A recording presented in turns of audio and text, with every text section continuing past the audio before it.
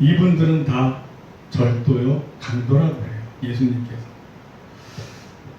예수님께서 이분들을 이렇게 강도라고 여러 차례 말씀하세요. 그러니까 종교적 기득권을 가지고 백성들을 이제 자기들을 믿게 하면서 실질적으로는 자기들의 욕심만 챙겼던 그랬던 분들. 네, 그렇죠. 그리고 9절, 내가 문이니 누구든지 나로 말미암아 들어가면 구원을 받고 또는 들어가며 나오며 꼴을 얻으리라. 즉 예수님을 통과하면, 예수님을 믿으면 구원을 받는다고 해요. 여기서의 구원은 내세의 영생을 뜻하는 거겠죠. 그리고 들어가며 나오며 꼴을 얻으리라. 그러니까 예수님을 믿으면 이 땅에서 먹고 사는 문제도 사실상 해결해 주셔요. 그러니까 내 욕심에 과하게 막 이렇게 하는 건 오히려 저주고, 그건 오히려 저주고, 그냥 딱 먹고 살기에 적당한 만큼 해주세요. 네, 우리 아굴의 기도에도 나오잖아요. 내가 너무 부해서 하나님을 떠나거나 너무 가난해서 하나님을 원망하지 않게 하소서. 그러니까 각자의 믿음의 분량에 맞게 이렇게 물질적인 것도 해결해 주세요. 그의 나라와 의를 구하라. 그리하면 이 모든 것을 너희에게 더하여 주시리라.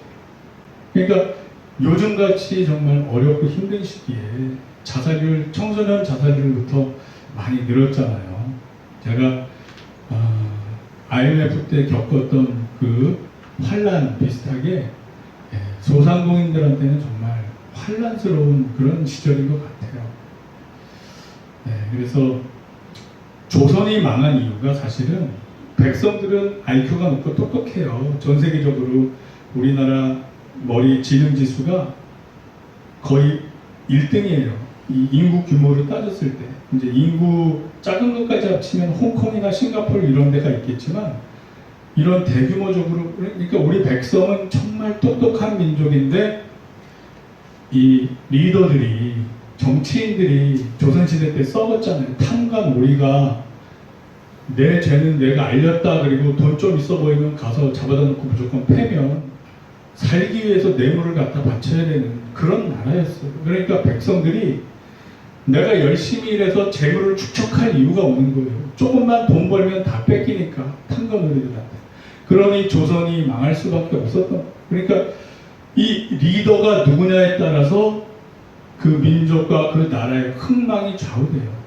그래서 지금 이 현 대한민국이 그래도 하나님이 복을 부어주셔서 10대 강국으로, 선진국으로 소득 3만 불 이상 되었지만, 이게 사실 초대 대통령, 두 번째 대통령들의 산업화로 말미암아 대기업들이 육성되고 그런 효과 때문에 그렇잖아요, 사실상. 근데 지금은 서민들이 더 가난해지고 진위 개수, 앵겔 개수 이런 거 있잖아요. 빈부격차 더 커지고, 정치한다는 사람들은 겉으로는 우리는 서민을 위한다 하지만 서민을 죽이는 정책을 펴고 있고, 그러니까 꼭 조선시대 때 그 무능하고 타락했던 리더들 때문에 나라가 망했듯이, 이 나라가 정말 지켜보는 저로서는, 정치를 하려고 한때 열심히 법 공부를 했던 저로서는 불안하기 짝이 없어요. 저는 기도해야겠더라고요. 같이 우리 나라를 위해서 기도하자고요. 아멘. 아까 우리 이종록 집사님도 위드 코로나로 안 가면 아마 폭동이 일어날 것 같다. 그러니까 서민들의 입장인 거예요. 답답한 마음이 그런 거예요. 죽겠는 거예요. 그럼에도 불구하고 이렇게 어려운 시기에도 예수님을 믿는 사람들은 살 길을 열어주세요. 아까 우리 이종록 집사님 대표 기도할 때도 그렇게 기도했듯이 그의 나라와 의를 구하면 이 모든 것을 너희에게 더해 주시리라. 아무리 힘들고 어려워도 진짜 그 예수님을 배반했던 가룟 유다 같이 자살하지 않아요. 믿음이 없으면 자살까지 하고 생을 포기하지만 그렇지 않아요. 우리 믿는 사람들, 베드로도 똑같이 배신했었지만 회개하고 하나님의 예수님의 큰 종으로 쓰임 받잖아요.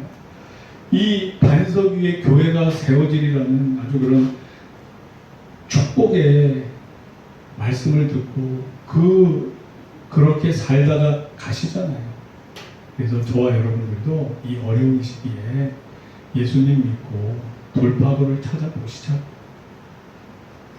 정말 삶과 죽음의 경계에서 왔다 갔다 하는 경험을 해본 분들은 이 땅의 소망이 무엇이고 어디에 가치를 둬야 되는지 알 수 있게 돼요. 그래서 혹자는 말해요. 암이 축복이다. 암이 축복이다. 암 걸림 기회를 낭비하지 말라. 이런 말을 저는 많이 들었어요. 제가 암에 걸려봤기 때문에. 왜냐하면 정말 이 삶과 죽음이 왔다 갔다 하는 그 타이밍에 참 삶의 가치를 깨달을 수 있는 귀한 기회예요. 그때마저도 깨닫지 못하면 그때는 뭐 예수님을 믿지 못하고 죽어서 또 영벌에 처하는 그렇게 되겠죠. 그래서 우리 삶에 위기가 왔을 때 그때가 기회예요. 나를 돌아보고 내가 이 어려운 환경 위기 속에서 어떻게 하나님 뜻대로 예수님 뜻대로 살아갈 것인가. 하나님은 우리 일거수일투족을 다 보고 계신단 말이에요.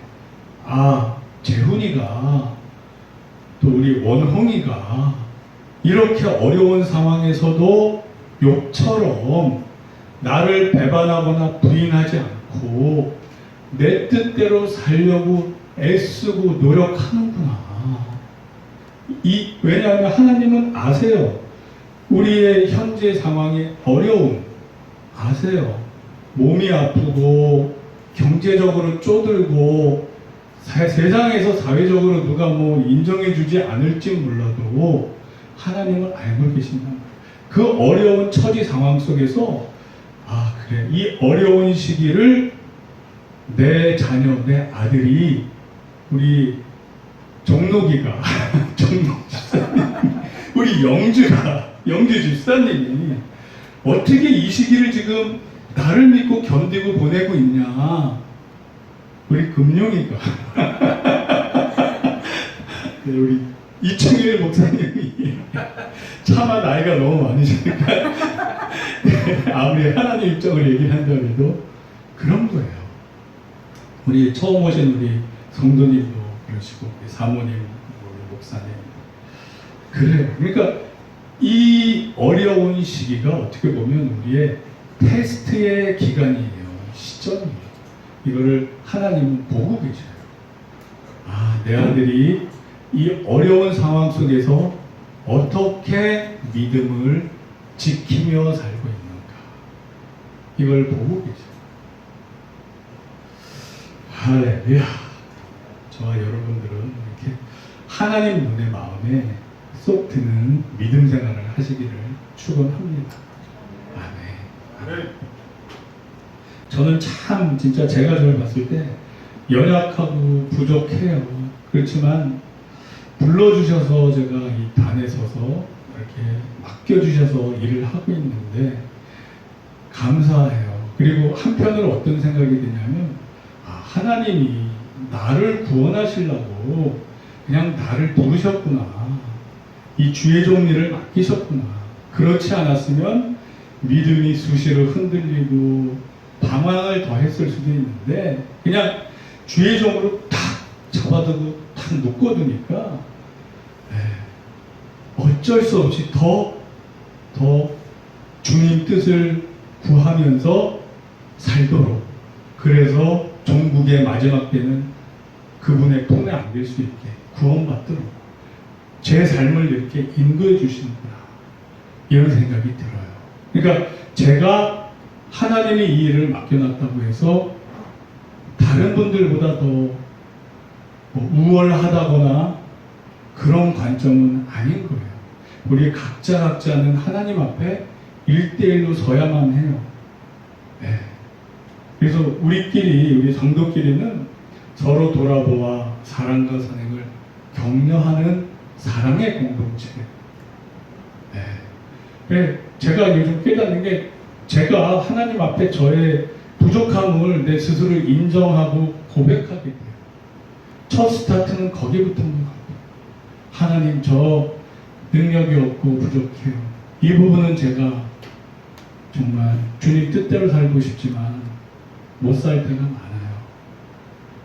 제가 그런 것을 받아들이고 인정해요. 저의 위치는 그거예요. 하나님, 그러나 주님을 따라 살기를 원해요.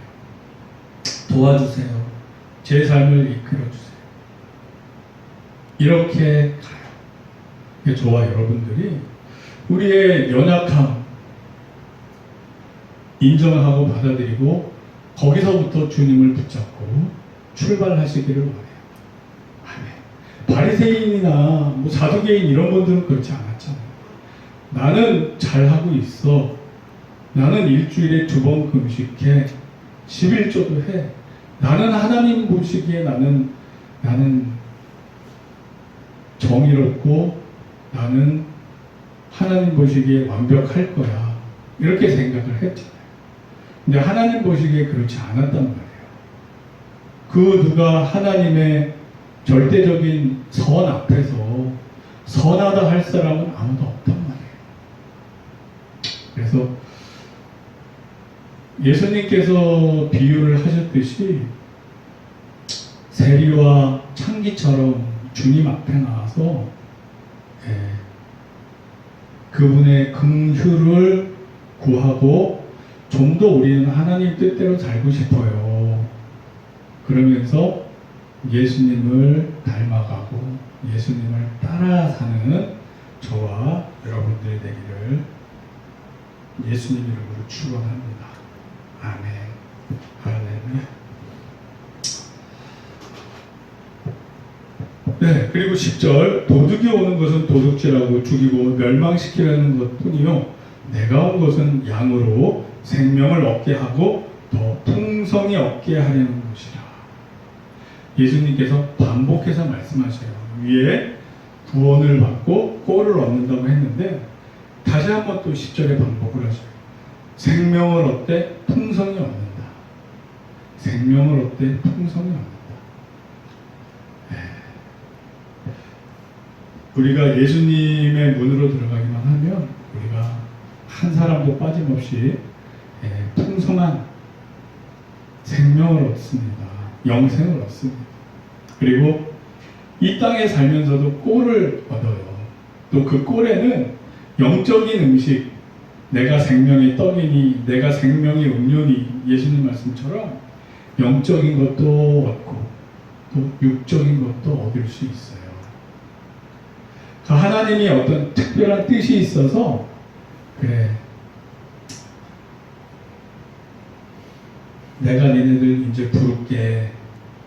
그리고 특별한 환난과 재난으로 다 죽여서 부르시지 않는 이상 그렇게 안 하신다는 거예요. 아멘. 아멘이요. 자, 그렇다면 이제 우리가 양의 문으로 들어갔어요. 예수님을 믿기 시작했어요. 그 다음에는 어떻게 살아야 하느냐. 이게 오늘 말씀의 포인트예요. 예수님을 믿은 다음에 구원 받았어요. 그러면 그 다음에는 어떻게 해야 되는가가 오늘의 말씀의 포인트. 2가지 말씀을 제가 들어서 설명을 드릴게요. 마태복음과 누가복음에 같이 있는 말인데 우리한테 예수님이 하신 말씀이 있어요. 좁은 문으로 들어가라. 좁은 문으로 들어가라. 좁은 문으로 들어가라. 그리고 설명이 조금 달라요. 본질은 같지만 부가적 설명이 좀 달라요. 자, 마태복음의 이제 7장 13절로 20절에 보면 좁은 길로 들어가라. 그리고 또 하나는 거짓 선지자를 조심하라. 거짓 선지자를 삼가라. 이렇게 말씀하고 있어요. 근데 누가복음에서는 좁은 문으로 들어가라 그러신 다음에 뭐라고 하시냐면 하나님의 뜻대로 살라 그래요. 하나님의 뜻대로 살라. 내용이 조금 다르죠. 근데 공통적인 거는 좁은 문으로 들어가라. 좁은 길로 가라. 제가 읽어드릴게요. 마태복음 7장 13절부터 보면 좁은 문으로 들어가라. 멸망으로 인도하는 문은 크고 그 길이 넓어 그리로 들어가는 자가 많고. 그러니까 세상 사람들의 선택하는 길은 크고 넓은 길이 많은 거예요. 예수 믿는 사람이 오히려 더 소수인 거예요. 그것도 제대로 예수 믿는 사람은 그 중에서도 더 적어요. 생명으로 인도하는 문은 좁고 길이 협착하여 찾는 자가 적음이라. 왜냐하면 좁고 협착하니까 그 길을 가기 불편한 거예요. 그 길을 가기 힘들어 보이는 거예요. 그러니까 나는 편한 저 넓은 길로 갈래. 이러기 쉬운 거예요. 이러기 쉬운 거예요. 그러나 사실은 그렇지 않아요. 좁은 길로 갈 때 더 우리 안에서 하나님 나라를 누릴 수 있어요. 좁고 힘들어 보여요. 껍데기는 외관은. 근데 그 알맹이는 평안과 기쁨이에요. 하나님 나라는 먹는 것과 마시는 것이 아니라 성령님 안에는 의와 평강과 희락이. 평강과 희락이 있어요. 껍데기는 힘들어 보이는데 그 알맹이는 기쁨과 평안이에요. 근데 넓은 길로 가면 껍데기는 평안한 것 같은데 그 알맹이는 불안과 염려, 근심, 초조 이런 거예요. 자, 그 다음에 생명으로 인도하는 문은 좁고 길이 협착하여 찾는 자가 적음이라. 그리고 그 다음에 거짓 선지자들에 대한 경고를 해요. 거짓 선지자들을 삼가라. 양의 옷을 입고 너희에게 나오나 속에는 노력하는 일이라.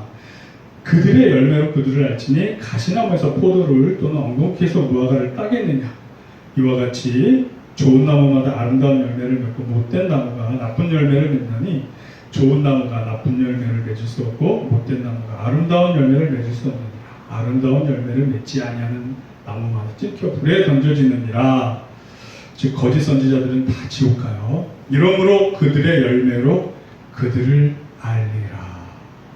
여기서 말하는 거짓 선지자가 상징하는 게 있어요.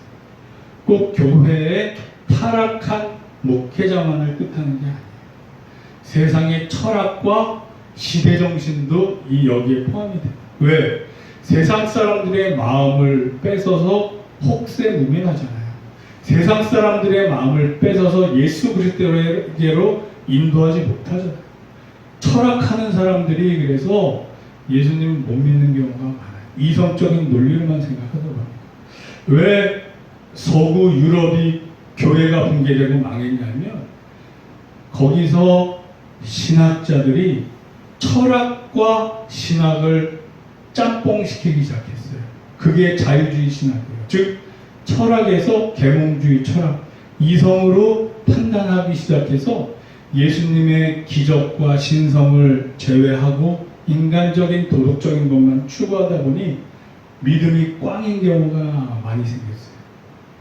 그러다 보니 유럽 교회가 자유주의 신학적으로 철학이 들어오면서 믿음이 떨어지고 망하고, 유럽에서 먼저 신학교에 믿음으로 들어갔던 사람들이 믿음 잃고 떨어져 나가는 경우가 유럽에서 생기기 시작했어요. 한 300~400년 전부터. 그렇게 쭉 유럽에 기독교가 무너져 왔어요. 즉 철학이 들어와서 그래요. 근데 이것을 사도 바울은 경고를 했었어요. 사실상 경고를 했었어요. 골로새서 2장 8절, 누가 철학과 헛된 속임수로 너희를 사로잡을까 주의하라. 이것은 사람의 전통과 세상의 초등학문을 따르며 그리스도를 따름이 아닙니다. 그래서 여러분들도 특히 구약 또 이제 신학도 많이 물들어가는데, 이 자유주의 신학자들은 이성에 맞지 않으면 믿지를 않아요. 왜? 서양의 철학을 받아들여서 철학으로 성경을 해석하니까. 우리는 성경을 볼 때 철학으로 해석하면 안 돼요. 성령님의 인도하심으로 해석을 해야 돼요. 성령님의 조명하심으로 말씀을 깨달아야 돼요. 그러니까 그 서양 철학을 자유주의 신학을 받아들이다 보니까 믿음이 없어지게 돼요. 기적을 빼니까. 예수님의 이 행적 말씀, 특히 구약의 이런 모세오경에 나온 출애굽 이런 것들은 모두 신화다. 신화다. 신화가 뭐예요? 우리나라 단군 신화 이러잖아요. 단군 신화. 곰이, 호랑이가 마늘 먹고 술 먹고 사람으로 됐다. 이거하고 똑같은 수준으로 이 성경을 읽고 해석하는 그것이 자유주의 신학. 그래서 믿음 좋은 사람들이 신학교에 갔다가 믿음 다 없어져서 나와. 철학으로 보니 이 성경은 다 개뻥이야. 그저 신화에 불과해. 그러다가 믿음 떨어지고 그러다가 이 땅에서 지옥을 경험했잖아요. 그렇습니다. 그래서 거짓 선지자를 조심해야 된다는 것은 이러한 것, 철학과 시대 정신에 우리가 마음을 빼앗겨서도 안 돼요. 오직 성령님께서 인도해 주셔서 쓰신 원 저자가 성령님 하나님이신 이 성경을 성령님의 조명하심으로 읽고 이해하고 해석해야 돼요. 그래서 신학교와 교회와의 괴리가 커요. 그래서 제가 우리 강 목사님하고도 우리가 신학교를 하게 되면 성경대로 가르쳐야 된다고 하는 말씀이 그 말씀이에요. 마지막 때가 돼서 여러분들 적어도 위선적이지 않은 목회자와 같이 교회를 이룰 수 있는 건 어떻게 보면 하나의 보면 축복이에요. 오히려 많이 배웠다고 하는 자가 더 위선적일 수 있어요. 왜? 이런 철학에 속아서. 사도 바울이 경고한 이 철학에 속아서. 그렇습니다. 그리고 두 번째, 누가복음에서는 양들이 걸어가야 할 길을 좁은 길과 하나님 뜻대로 살라고 말씀하고 있어요. 누가복음 13장 23절로 30절에 보면 그 위의 내용은 똑같아요. 좁은 문으로 들어가기 힘쓰라 이런데 그 뒤에 26절부터 그때 너희가 말하되 우리는 주 앞에서 먹고 마셨으며 주는 또한 우리를 길거리에서 가르쳤나이다 하나 그가 너희에게 말하여 이르되 나는 너희가 어디에서 왔는지 알지 못하노라. 행악하는 모든 자들아 나를 떠나가라 하리라. 와, 이거 무서운 말이에요. 예수님과 함께 말씀 듣고 예수님과 함께 막 다녔대요. 그런데 예수님이 떠나가라 그랬대요. 왜 그러셨을까요? 우리가 여기서 알아야 될 것은 이분들은 예수님과 주변에 가까이는 있었지만 하나님 뜻대로 살지는 못했던 거예요. 하나님 뜻대로 살지는 못했던 거예요. 마태복음에도 비슷한 말씀이 나와요. 마태복음 7장 21절에 나더러 주여 주여 하는 자마다 다 천국에 들어갈 것이 아니요 다만 하늘에 계신 내 아버지의 뜻대로 행하는 자라여 들어가리라. 자, 그러면서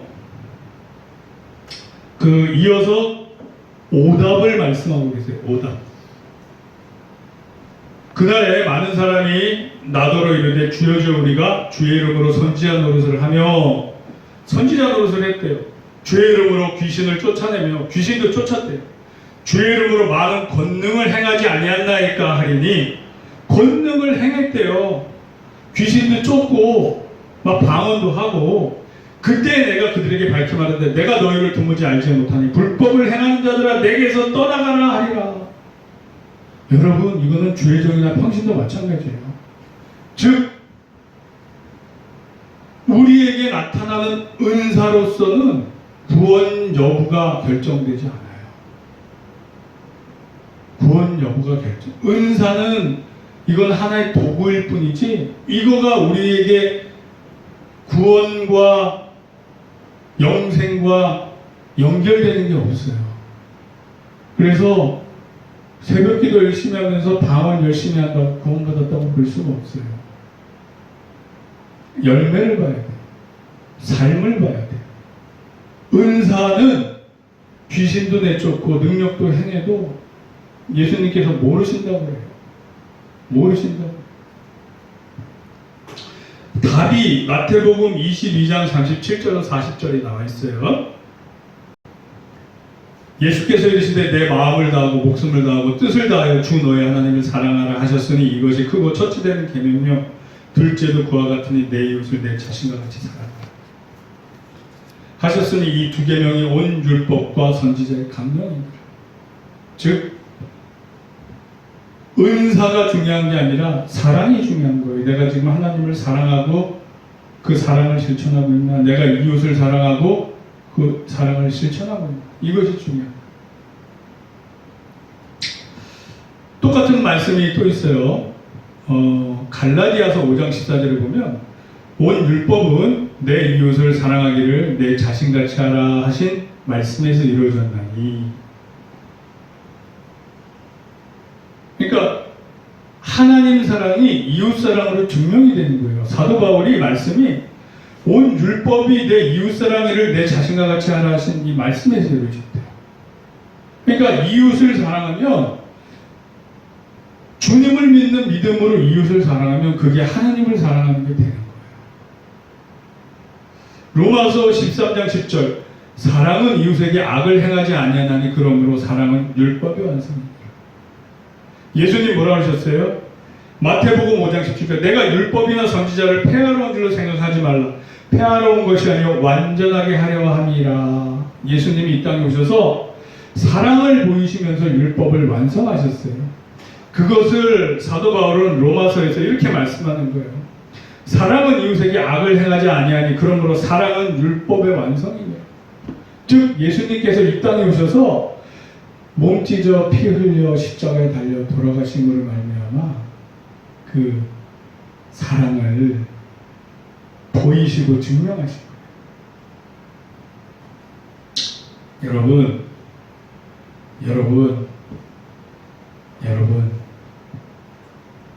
즉 우리 옆에 있는 사람을 믿음으로 사랑하는 게 하나님을 사랑하는 거예요. 아멘. 예수님을 믿으면서 우리 이웃을 사랑하면 천국 가요. 구원받아요.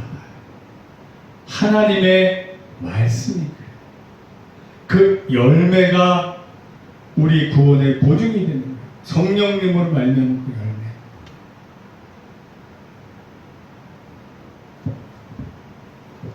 자, 그래서 요한복음 15장 12절로 15절에 이런 말씀이 있어요. 내 계명은, 예수님이 말씀하신 게 이게 오늘의 말씀의 총정리예요. 내 계명은 곧 내가 너희를 사랑한 것 같이 너희도 서로 사랑하라 하는 이것이니라. 아멘. 내가 너희를 사랑한 것 같이 너희도 서로 사랑하래요. 내가 너희에게 보인 사랑같이 너희도 서로 사랑하래요. 내가 너희를 위하여 목숨 버린 같이 너희도 서로를 위해서 목숨까지 버리면서 사랑하라. 이 뜻인 거예요. 이게 오늘의 말씀의 결론이에요. 오늘의 말씀의 핵심이에요. 내가 너희를 사랑한 것 같이 너희도 서로 사랑하라 이 말씀이에요. 예수님은 우리를 목숨 버리면서까지 사랑하셨잖아요. 이와 같이 너희도 서로 아낌없이 사랑하라. 이 뜻인 거예요. 아멘. 아멘. 이게 정말 인간적으로는 쉽지 않아요. 주님이, 성령님이 내 안에 들어와서 이끄시지 않으면 예수님의 사랑으로 상대방을 사랑할 수 없어요. 그래서 성령님으로 충만해야 돼요. 주님을 바라보고 기도할 때 항상 기뻐하라. 쉬지 말고 기도하라. 범사에 감사하라. 이는 그리스도 예수 안에서 너희를 향하신 하나님의 뜻이니라. 이것도 하나님의 뜻이에요. 즉 예수님으로 말미암아 성령님으로 말미암아 기뻐하고 감사하는 게 예수님의 뜻이에요. 이러한 삶을 살 때야 내 이웃을 사랑할 수 있어요. 왜? 내 안에 예수님의 사랑이 넘치니까. 내 안에 예수님의 사랑이 없이 이웃을 사랑할 수 없어요. 우리는 우리 안에 자체적인 사랑이 없어요. 여러분, 우리 자신의 연약함, 부족함, 사랑 없음을 인정하시고 주님으로 말미암아 그 안에 기쁨과 감사하는 삶을 살 때 우리 이웃도 사랑할 수 있게 돼요. 아멘. 아멘이에요. 그래서 이게 하나님의 뜻이고 이렇게 이웃 사랑하는 게 하나님의 뜻이에요. 두 개가 동치, 병렬, 같은 맥락으로 이어지는 거예요. 내가 예수님의 사랑으로 충만하고 기쁨과 감사가 있을 때 이웃 사랑이 되는 거예요. 이웃 사랑이 되는 거예요. 아멘. 자, 입을 벌려서 모두 아멘. 아멘. 아멘. 그래서 방언하고 귀신 쫓고 능력 행하는 거 실질적으로 이게 복음을 전파할 때는 필요하지만 우리 구원과는 별 상관이 없어요. 왜? 예수님이 그렇게 말씀하시니까.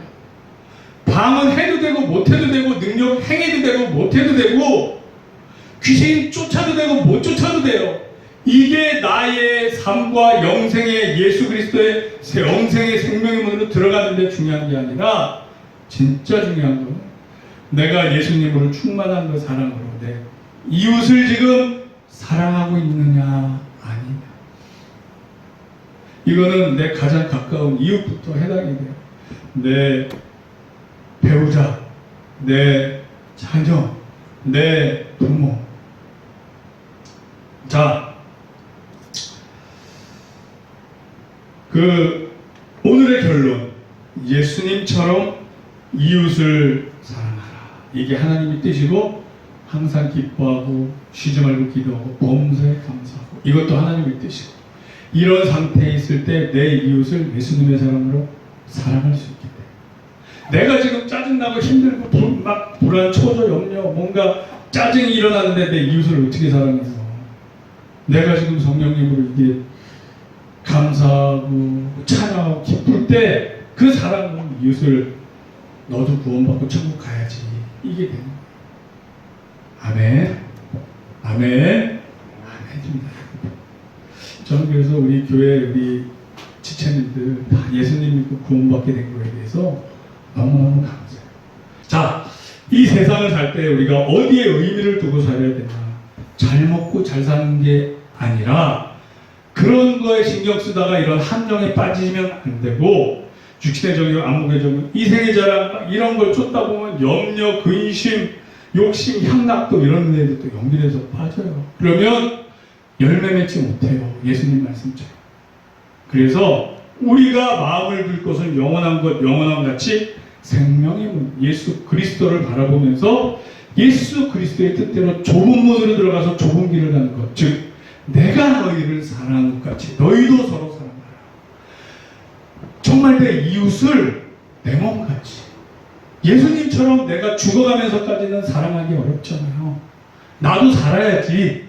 그러나 정말 구하기 위해서 죽어야 된다면 죽을 정도까지 그런 사랑, 내가 너희를 사랑하는 것 같이 너희도 서로 사랑하라 했으니 그렇게 사랑하는 데 가치를 두며 사는 저와 여러분들의 되기를 축원합니다. 아멘. 그런 마음으로 산다면 뭐 미운 사람이 세상에 어디 있어요. 미운 사람 아무도 없지. 예수님처럼 나를 십자가에 못 박아 죽여도 그를 위해 지금 기도하고 있는데 그렇죠? 여러분 이 사랑을 배우며 천국 갈 때까지 배우는 게 이 사랑인 거예요. 이게 오늘 말씀 핵심, 이 성경에 기록된 핵심, 우리 구원의 열매가 맺혔는지 안 맺혔는지 핵심 이거예요. 아멘. 예수님께서 이렇게 말씀하셨기 때문에 이 핵심 놓치지 마시는 저와 여러분들 되기를 축원합니다.